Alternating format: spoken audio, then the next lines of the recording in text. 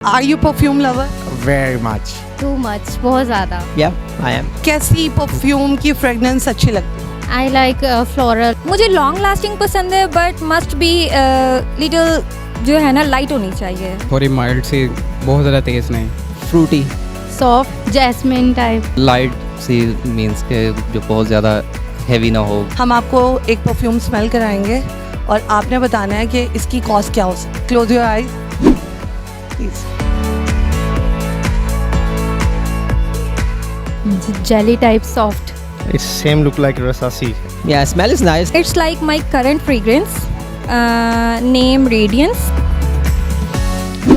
Its fragrance is very nice, like floral smell, which I am finding you in market. अच्छा है. Very fruity. Summer के लिए beautiful. It's very good. I would say very fruity, very nice. मुझे ये बताएं कि इसकी cost क्या होगी. 7,000. 20,000 rupees.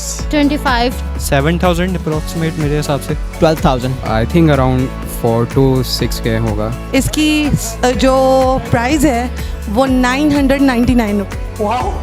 Don't tell me. बिल्कुल. अच्छा, really? तो फिर तो मैं अभी ले लेती हूँ. ये है जी 999 rupees. Just. Just Really? Yes. Nice price अच्छी है क्योंकि मुझे एक्सपेक्ट नहीं था. मुझे लगा 7,000 से above होगा. 999 रुपीज. बस You kidding me? I am not kidding. अच्छा चलें ठीक है फिर 10 ले लो. ये कौन सा ब्रांड है आप बताएं ना जल्दी.